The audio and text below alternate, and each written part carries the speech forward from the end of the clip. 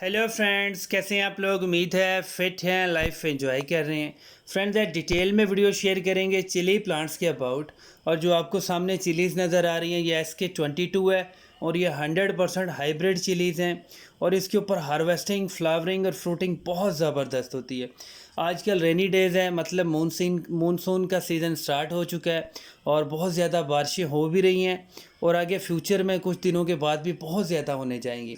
अब 3-4 चीज़ें हम डिस्कस करेंगे। बहुत सारे लोग कमेंट्स करते हैं, बहुत सारे लोगों के साथ ये इशू है कि उनके चिलीज़ के प्लांट के ऊपर सिर्फ फ्लावरिंग होती है। अगर फ्लावरिंग बहुत ज़्यादा होती है तो सारी की सारी झड़ जाती है।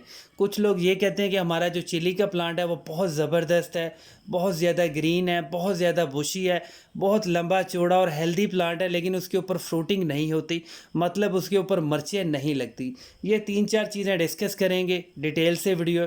बेसिकली जितने भी चिलीज़ के प्लांट होते हैं बहुत ज़्यादा सेंसिटिव होते हैं पानी के मामले में।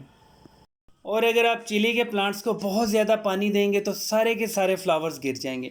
अगर आप थोड़ा पानी देंगे और बहुत कम पानी देंगे तब भी जितनी भी फ्लावरिंग होगी सारी की सारी ड्राई हो जाएगी, अनमेच्योर गिर जाएगी। आपने कोशिश करनी है कि चिलीज़ के प्लांट को आप बड़े ग्रो बैग्स में ग्रो कर सकते हैं। आप कोशिश करें मिट्टी के गमलों में ग्रो करना है। बहुत ज़्यादा अवॉइड करें कि इनको प्लास्टिक के गमलों में कभी भी ग्रो नहीं करना, क्योंकि प्लास्टिक के गमले में ड्रेनेज की जो प्रॉपर्टीज़ होती है वो ऑलमोस्ट नील होती है। आपने बिल्कुल सादा मिट्टी यूज़ करनी है। ये मिस्टेक कभी भी नहीं करनी है कि आपने चिलीज़ के प्लांट को जब लगाना है या इसकी जब पनीरी तैयार करनी है, आपने इसको पनीरी के अंदर कोकोपीट नहीं यूज़ करना, मतलब गमलों में आपने फिल नहीं करना। बिल्कुल सादा मिट्टी लेनी है, मतलब सैंडी सॉइल लेनी है। उसके अंदर आप 20% 30% कंपोस्ट, वर्मी कंपोस्ट, गली सड़ी गोबर की खाद, आप कुछ भी यूज़ कर सकते हैं, लेकिन आपने बहुत ज़्यादा फर्टिलाइज़र नहीं करना। मतलब अगर 70% आप मिट्टी ले रहे हैं तो मैक्सिमम 30% आप खाद ले सकते हैं, कोई भी खाद ले सकते हैं, लेकिन आपने फर्टिलाइज़र बहुत ज़्यादा नहीं यूज़ करना। अगर बहुत ज़्यादा बारिशें हो जाती हैं तो ओवर वाटरिंग के इश्यूज़ आएंगे। इवन कि इतना ज़्यादा ओवर वाटरिंग होगा कि गमलों के अंदर से पानी ओवरफ्लो हो जाएगा। तो आप क्या कर सकते हैं कि आप 100% प्योर जो एलोवेरा का जेल होता है, जो आपने ख़ुद निकाला होता है, आपको 100% कन्फर्म हो कि वो एलोवेरा का जेल है, वो अपने गमलों में आधा आधा एक एक चम्मच डाल दें, ऊपर से थोड़ा सा पानी दे दें।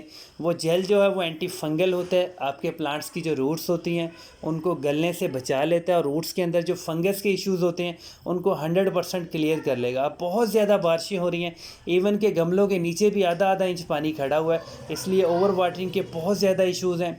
अगर आपका एरिया ऐसा है कि वहाँ पे बारिशें नहीं हो रही, बिल्कुल भी नहीं हो रही, और बहुत ज़्यादा गर्मी हबस है, मतलब जो टेम्परेचर है 40-45 इवन के 50 तक भी अगर सपोज़ करें जा रहा है, तो आप कोशिश करें जितने भी आपके पॉट्स हैं, 12 इंच 14 इंच का गमला को उठाना मुश्किल काम नहीं है, उनको उठाएं, एक जगह इकट्ठा करें और किसी दीवार के साथ लगा लें। मतलब बहुत ज़्यादा धूप से उन्हें बचा लें। चिलीज़ के प्लांट अगर वो रूफ टॉप पे हों तो बहुत ज़्यादा धूप बर्दाश्त नहीं करते हैं, सारे के सारे प्लांट्स चलने लगेंगे। और अगर कोई नहीं भी जलता तो आप जब देखेंगे तो बिल्कुल डाउन हो जाएगा, मतलब उसके पत्ते इस तरह होंगे कि जैसे मरने लगा है प्लांट, पत्ते मुरझाए होंगे। जैसे ही आप उसको पानी देंगे प्लांट तो आपका 100% एक्टिव हो जाएगा, लेकिन उसके ऊपर कोई भी फ्रूट नहीं लगेगा। इसका जो बेस्ट सोल्यूशन है वही यही है कि आप उसको थोड़ा सा शेडी एरिया में रख लें, बहुत ज़्यादा धूप में ना रखें। हाफ डे सनलाइट, 3-4 घंटे की धूप, ये बिल्कुल बेस्ट है। इसको फर्टिलाइज़र आपने कम देना और बार बार फर्टिलाइज़र नहीं देना। 40 डेज़ में 50 डेज़ के बाद एक बड़ी मुट्ठी भर के आप गमले के अंदर फर्टिलाइज़र दें, आपका प्लांट 100% बिल्कुल परफेक्ट ग्रो करेगा। इसके लिए आप एलोवेरा का जो सलूशन होता है, मतलब आप 5-10 लीटर पानी लें, उसके अंदर एलोवेरा के जो पल्प होता है, एलोवेरा के जो पीस होते हैं उनको मिक्स कर दें। उसको 8-10 दिन के बाद आप वही पानी अपने प्लांट्स को दे सकते हैं। स्पेशली जो आपके चिलीज़ के प्लांट है ये बहुत ज़्यादा पावरफुल होता है, एंटी फंगल होता है और ये रूट्स को बहुत ज़्यादा एकदम से न्यूट्रिएंट्स देता है, एकदम से बूस्ट करता है। उसके बाद आप एंजाइम्स भी बना सकते हैं, और जो एंजाइम्स होते हैं ये बहुत पावरफुल होते हैं, स्पेशली चिलीज़ के प्लांट के लिए बहुत आइडियल होते हैं। आप एंजाइम्स का 1 टीस्पून लें, उसको 1 लीटर पानी में अच्छे से मिक्स करें, अपने चिलीज़ के प्लांट के ऊपर शावर करें। उनके ऊपर कोई फ्रूट फ्लाई, ना ही कोई फ्लावर्स जो है वो ड्रॉप होगा। 100% फ्लावर्स अगर आए हैं तो 100% आपके ऊपर चिलीज़ लगेंगे। और जब चिलीज़ बहुत ज़्यादा ग्रो हो जाएं, मतलब अब आपके सामने आप जो जितने भी प्लांट्स नज़र आ रहे हैं उनके ऊपर 20, 25, 40 चिलीज़ लगी हुई हैं, आप इनको हार्वेस्ट कर लें। अगर आप हार्वेस्ट करेंगे तो प्लांट बूस्ट होगा, नए फ्लावर्स आएंगे, नए फ्रूट लगेगा। आपने इनको कोई डेकोरेशन नहीं करनी है, ना ही ये कोई शो पीस, आप इनको हार्वेस्ट करते रहें, आपके नए नए फ्रूटिंग होती रहेगी। और भी बहुत सारे चिलीज़ के प्लांट आप ग्रो कर सकते हैं, जहाँ आपको स्पेस लगे आप इनको लाजमी ग्रो करें। लेकिन अगर आप रूफ टॉप पे हैं तो आपने कोशिश करना है इनको बहुत तेज़ धूप से बचाना है और पानी कम देना है। सिर्फ़ और सिर्फ एक टोटका ये आप याद रख लें कि गमले की मिट्टी को आपने मॉइस्ट रखना है।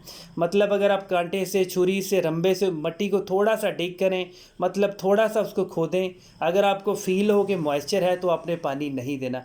अगर आपको तब भी लगे कि अगर नीचे गमले में मॉइस्चर भी है और फिर भी आपके गमले के जो पत्ते हैं वो झुके झुके से हैं, मतलब चिली का प्लांट जो है बिल्कुल मुरझाया मुरझाया सा, इसका मतलब है कि आपका जो प्लांट है वो ओवर सेंसिटिव है, उसको थोड़ी सी भी धूप उसने बर्दाश्त नहीं किया। आप उसे उठाएं, पकड़ें और उसको शेडिये में रख दें। 2-3 दिन के बाद वो बिल्कुल 100% एक्टिव भी हो जाएगा और उसके ऊपर न्यू फ्लावरिंग्स भी आएगी और उसके ऊपर 100% चिलीज़ भी लगेंगी। कोशिश किया करें कि होममेड चीज़ों पे बिलीव करें। आप होममेड एनपीके का फर्टिलाइज़र भी बना सकते हैं, जो बिल्कुल ताज़ा जो गोबर होता है, फ्रेश गोबर, उससे बन जाता है। वो भी हमने वीडियोस शेयर किए हैं। आप घर पे कंपोस्ट भी बना सकते हैं। अब जो ब्लैक है मटेरियल वो हमारे पास कंपोस्ट है। अब जो ये लिक्विड फॉर्म में आपको नज़र आ रहा है, ये हमारा होममेड एनपीके का फर्टिलाइज़र है। ये आप एक गमले में, सिर्फ़ और सिर्फ एक गमले में आप मैक्सिमम 50 ml, 100 ml 1 लीटर पानी में मिक्स करें, अच्छे से दें। आपके प्लांट को एकदम से एनर्जी मिलेगी, आपका प्लांट बूस्ट होगा, उसके ऊपर बहुत ज़बरदस्त चिलीज़ लगेंगी।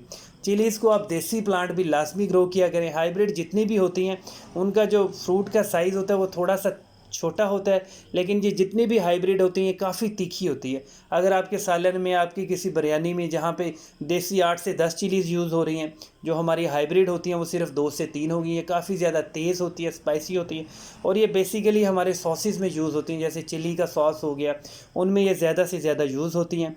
और ये जितने भी हाइब्रिड हमारी चिलीज़ होती हैं ये थोड़े से ठंडे इलाके की होती है, मतलब ये हमारे यूएसए से, इंडोनेशिया से, फ़िलिपाइन से होती हैं, जहाँ पे ह्यूमिडिटी बहुत ज़्यादा होती है। यहाँ का जो हमारा एरिया होता है, पंजाब का, बम्बई का, लाहौर का, पाकिस्तान का, बांग्लादेश का, ये बहुत ज़्यादा ड्राई क्लाइमेट होते हैं। यहाँ पे देसी चिलीज़ बहुत ज़्यादा ग्रो होती हैं। लेकिन अगर आप हाइब्रिड पे आ रहे हैं तो आपको बहुत सारी चीज़ों को मैनेज करना पड़ता है। चिलीज़ के प्लांट बहुत ज़्यादा ढीठ होते हैं, 3-3 साल, 4-4 साल तक चलते हैं, एक्सपायर नहीं होते हैं। लेकिन आपने थोड़ा सा इनको टेक्निकली ग्रो करना, आपका एक प्लांट भी ख़राब नहीं होगा। जितना ज़्यादा इसकी एज होगी आपका प्लांट बुशी होगा। नीचे से जो इसकी ब्रांच होती है, जो इसकी बॉटम होती है, जो इसकी स्टिक होती है, ये बहुत ज़्यादा मोटी हो जाती है, हार्ड हो जाती है और जब तेज़ आंधी भी चलती है उसको भी ये काफ़ी हद तक बियर कर लेती है। मतलब आपका प्लांट ये बहुत ज़्यादा सेंसिटिव नहीं है। आपने थोड़ा सा टेक्निकल और आपने बहुत अच्छे रिजल्ट ले सकते हैं। वीडियो अच्छी लगी तो चैनल को सब्सक्राइब करें। Thank you friends.